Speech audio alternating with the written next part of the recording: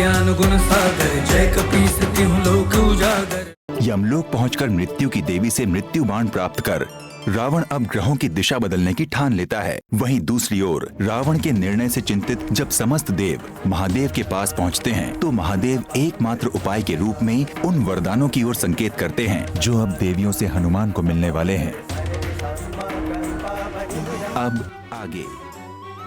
देवर्षि, देवी का रूप तो बहुत भयंकर है, किंतु किसी के रूप नहीं, मन को पहचानना चाहिए। मन ही रूप होता है। जय मां कालरात्रि। जय मां कालरात्रि। अब सुनो देवी दुर्गा के 8वें रूप महागौरी की महिमा। इनका रूप कुंद के पुष्प के समान गोरा है, इसीलिए इनका नाम महागौरी पड़ा। उन्हें शिव जी को पाने के लिए घोर तप किया था। ओम नमः शिवाय।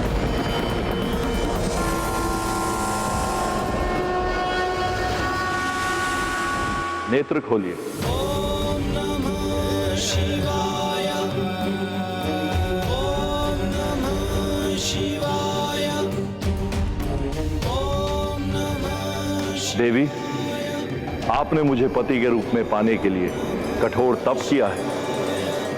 आपके तप से मैं प्रसन्न हूं। आइए, हम आपको अभी इसी वक्त पत्नी रूप में स्वीकार करते हैं। क्षमा करें प्रभु, आपने मुझे स्वीकार किया, इसके लिए धन्यवाद। किंतु आप मुझे पत्नी रूप में तभी स्वीकार करें जब मेरे पिता वैदिक रीति से विधिवत मेरा कन्यादान कर दे। देवी, आप तो साक्षात धर्म की मूर्ति हैं। आपने जो कहा है वैसा ही होगा। अब आप प्रसन्नता पूर्वक अपने धाम की ओर प्रस्थान करें। जो आज्ञा प्रभु।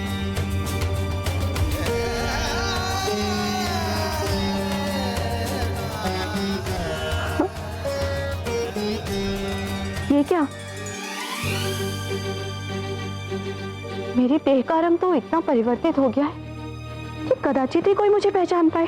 देवी, ये आपके कठोर तप का परिणाम है, किंतु आप चिंता मत कीजिए, इसका भी उपचार है।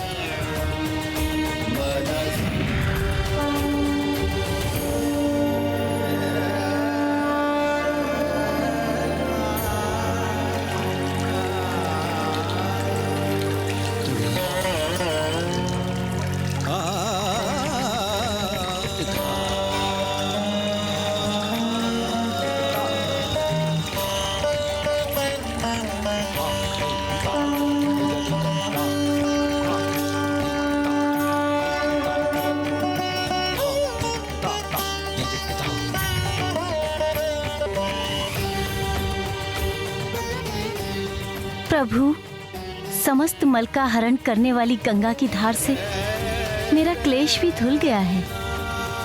मैं कुछ अधिक ही गौर वर्ण की हो गई हूँ। हाँ देवी, आपके इस गौर वर्ण के कारण अब से आपको सब महागौरी भी कहेंगे। आपकी इस कृपा के लिए आपका कोटि कोटि धन्यवाद प्रभु। कल्याण वस्तु। श्वेते वृषे समारूढ़ा, श्वेतांबरधरा शुचिः, महागौरी शुभम दघान महादेव प्रमोददा।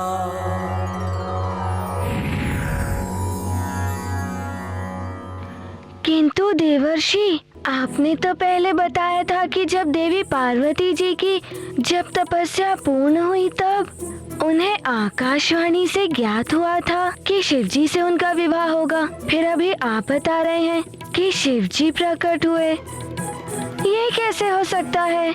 हनुमान, ये समय का चक्र चलता ही रहता है। जब कल्प के अंत में प्रलय होती है, फिर पुनः सृष्टि उत्पन्न होती है। फिर देवता और देवियां अपने वही कार्य करते हैं जो उन्होंने पिछले कल्प में किए थे, किंतु कल्प के अंतर से उनके कुछ कार्य कुछ परिवर्तित भी हो जाते हैं। तो देवी पार्वती के इन 2 बार तपस्या करने का अर्थ है मुझे अब समझ में आया।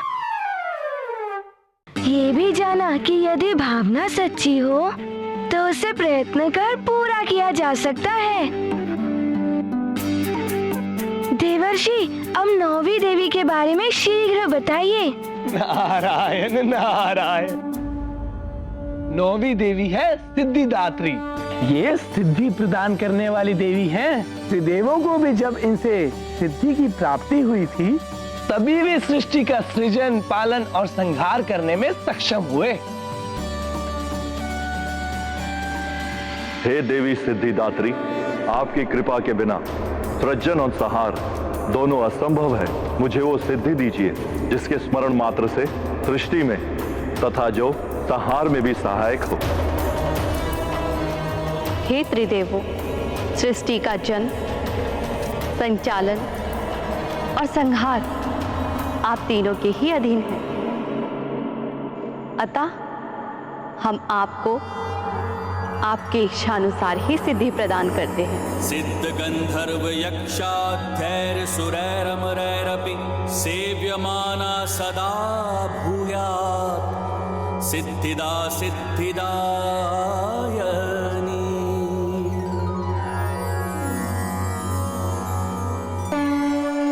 ये हैं देवी दुर्गा के 9 रूप जो परम कल्याणकारी हैं, शक्ति के भंडार हैं, भक्तों को सर्व विजय होने का सौभाग्य प्रदान करते हैं। हाँ, असुर संहारनी, दुर्गति नाशनी है देवी दुर्गा। वो तो है हनुमान, किंतु तुमने दुर्गा जी की इन कथाओं से तुमने क्या सीखा? यही कि अधर्मी, अत्याचारी कितने भी बलवान हो, अंततः विजय धर्म, सत्य, न्याय के पथ पर चलने वालों की होती है। और जो महान होते हैं उनकी शक्तियाँ, यही उदारता मातृत्व का सच्चा रूप है।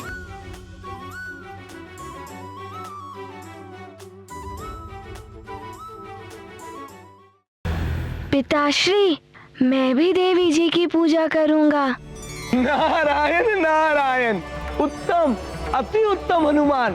तुम्हें तो दुर्गा देवी की पूजा करनी ही चाहिए। तो मैं भी रखूंगा व्रत। कल से मैं भी देवी जी के लिए व्रत रखने का संकल्प लेता हूँ। नारायण नारायण। महाराज केसरी, हनुमान को विधिवत व्रत और पूजा कराइए और मुझे प्रस्थान करने की अनुमति दीजिए।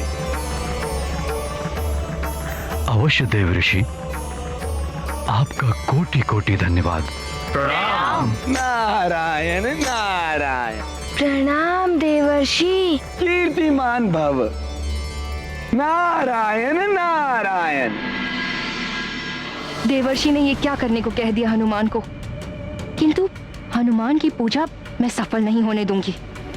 पूजा से मिली शक्तियां दशानन के लिए संकट का कारण बन सकती हैं। किंतु तुम पूजा रोकोगी कैसे? यदि अंजना पूजा रोकेगी तो शीघ्र ही पता चल जाएगा कि अंजना वास्तविक अंजना नहीं है। वो पूजा मैं संपन्न नहीं होने दूंगी। मैं विघ्न डालूंगी। यदि हनुमान की वो पूजा संपन्न हो गई तो जिन विकारों का दास मैं हनुमान को बनाना चाहती हूँ वो नहीं हो पाएगा।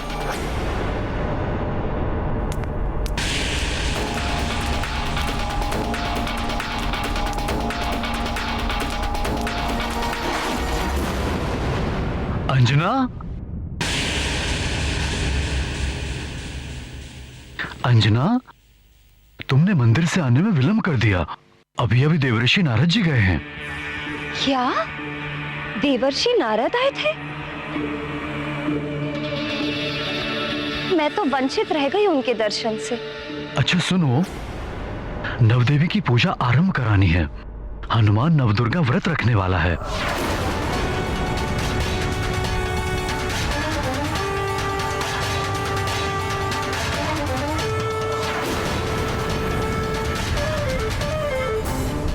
आप इतने छोटे बालक से व्रत रखवाएंगे? ये तो अनुचित है स्वामी।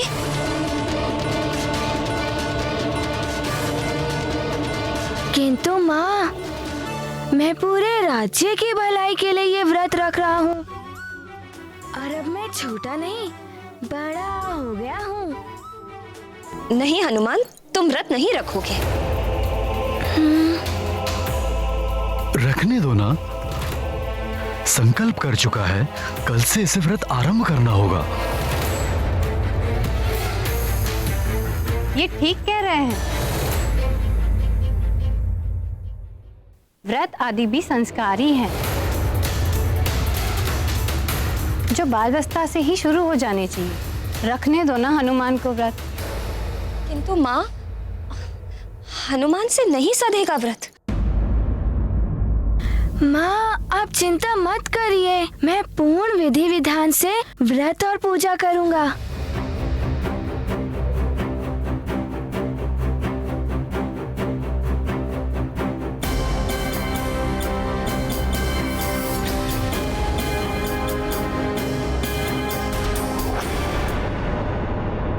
हे भोलेनाथ, हे महादेव, हे माँ दुर्गा, आपने अपने 9 रूपों से समस्त समाज का कल्याण किया है।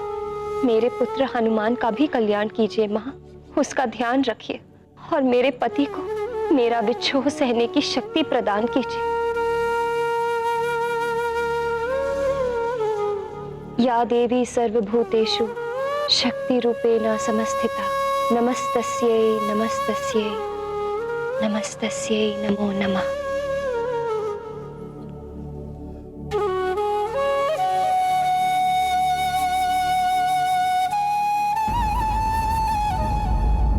सखा, हमें शीघ्र ही सज्जित होना होगा। हमें पूजा घर में जाना है ना, और पिताश्री तो वहाँ पर पहुँच चुके हैं। हनुमान,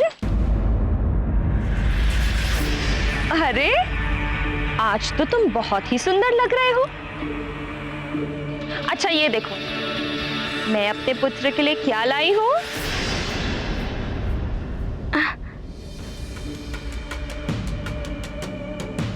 अरे वाह, लड्डू। हाँ, ये माँ ने अपने पुत्र के लिए बनाए हैं। तुम्हें बहुत पसंद है ना? चलो अब शीघ्र इन्हें खाकर बताओ कैसे बने हैं। हाँ।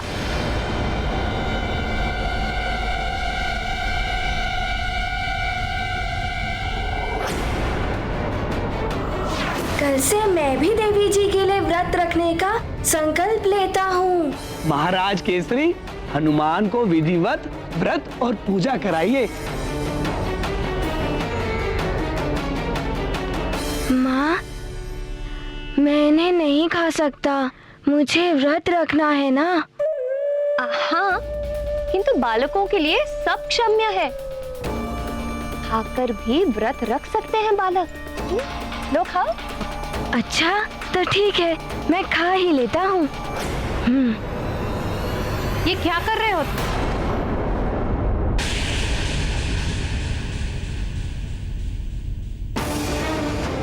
व्रत है तुम्हारा, और तुम्हें क्या हुआ है अंजना? तुम तो स्वयं ही पूजा व्रत आदि रखती हो, फिर क्यों हनुमान का व्रत तोड़ना चाहती हो? नहीं माँ, मैं वो इसे विधिवत व्रत रखने दो, और तुम भी शीघ्र मंदिर आ जाओ। पूजा की सारी तैयारियां हो गई हैं। वहीं पूजा के प्रसाद और भोजन की व्यवस्था देखनी पड़ेगी। चलो हनुमान। जी नानी जी।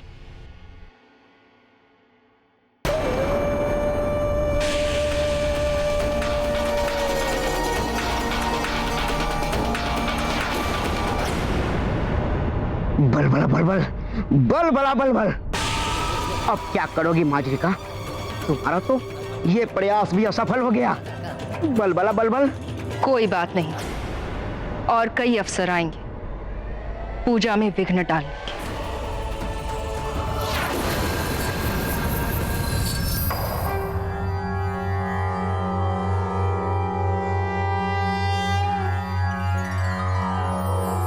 या देवी सर्वभूतेषु मातृरूपेण संस्थिता, नमस्तस्यै नमस्तस्यै नमस्तस्यै नमो नमः।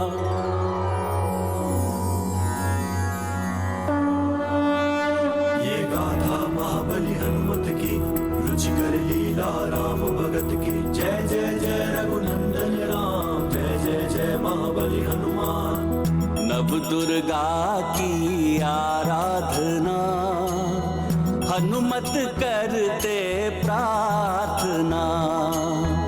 व्रत किया है बड़ा कठिन, करते माँ की अर्चना। विघ्न बाधा है परंतु हनुमत करते वंदना। सफल है पूजा हनुमत की, भक्ति भाव के वंदन की।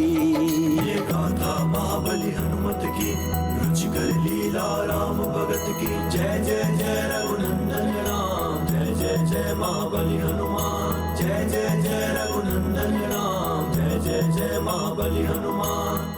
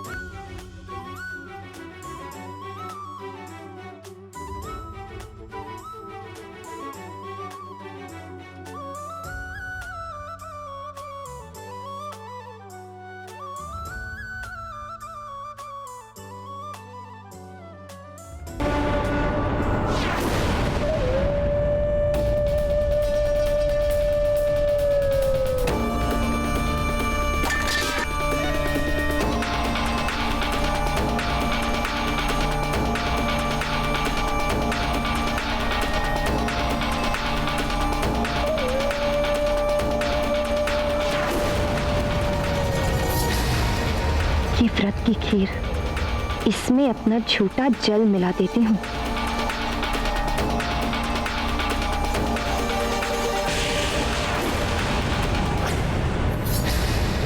मैंने तो आधा जल छोड़ा था, इसमें से जल कहाँ गया? क्या हुआ? क्या कर रही हो अंजना?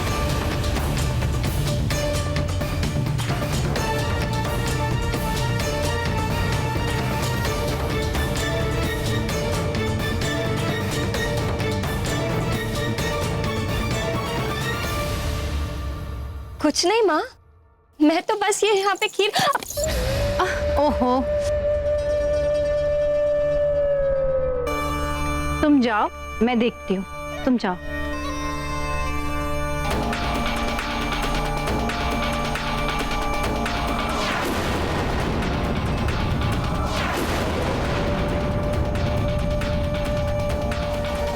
विघ्न डालने का प्रयास कर रही हूँ पर सफल नहीं हो पा रही।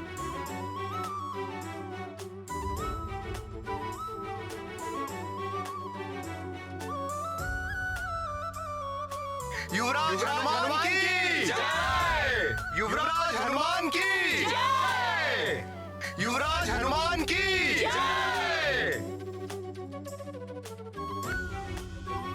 आप सब यहाँ से रिक्त हाथ नहीं जाएंगे।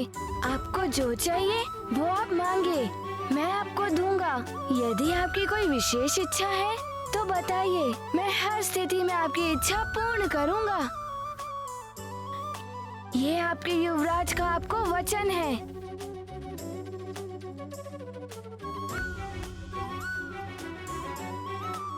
युवराज, मेरे पास कृषि योग्य भूमि नहीं है, मुझे कृषि के लिए भूमि चाहिए। सुनिए, आप चिंता मत करिए, आप अपने गांव जाइए, आपको कृषि योग्य भूमि मिल जाएगी। धन्यवाद युवराज। युवराज हनुमान की जय! युवराज हनुमान की जय! युवराज हनुमान की जय!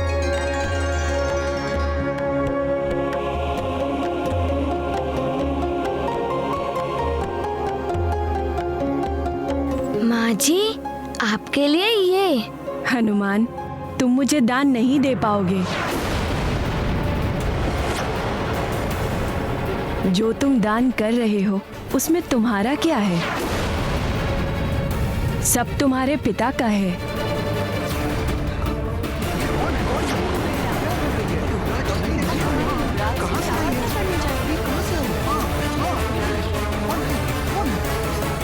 रुक जाइए।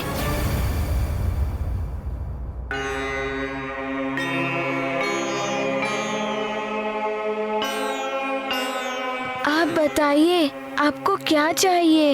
यदि आप कहेंगे तो मैं स्वयं को भी दान में दे सकता हूँ। तो स्वयं को दान करो, किंतु स्मरण रहे उसके पश्चात तुम मेरे सेवक बन जाओगे जीवन भर के लिए।